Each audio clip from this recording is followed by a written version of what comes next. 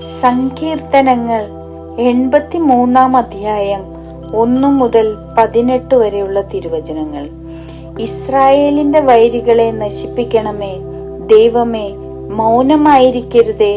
ദൈവമേ, നിശ്ചലനും നിശബ്ദനുമായിരിക്കരുതേ. ഇതാ അങ്ങയുടെ ശത്രുക്കൾ ഇളകിമറിയുന്നു, അങ്ങയുടെ വൈരികൾ തലപൊക്കിയിരിക്കുന്നു. അവർ അങ്ങയുടെ ജനത്തിനെതിരെ കെണിയൊരുക്കുന്നു, അങ്ങ് പരിപാലിക്കുന്നവർക്കെതിരെ ഗൂഢാലോചന നടത്തുന്നു. വരുവിൻ, ഈ ജനത മുഴുവനെയും നമുക്ക് തുടച്ചു മാറ്റാം. ഇസ്രായേൽ എന്ന നാമം മേലിൽ ആരും ഓർമ്മിക്കാതിരിക്കട്ടെ എന്ന് അവർ പറയുന്നു. അതെ, അവർ ഏക മനസ്സോടെ ദുരാലോചന നടത്തുന്നു. അങ്ങേക്കെതിരെ അവർ സൗഖ്യമുണ്ടാക്കുന്നു.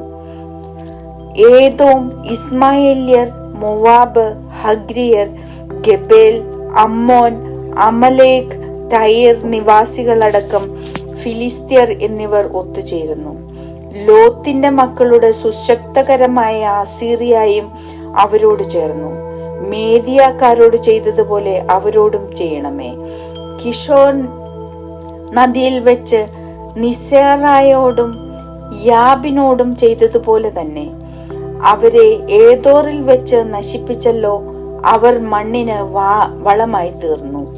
അവരുടെ കുലീനരെ ഓറേബ്, സേബ് എന്നിവരെ പോലെയും അവരുടെ പ്രഭുക്കന്മാരെ സേബ, സൽമുന്ന എന്നിവരെ പോലെയും ആക്കണമേ.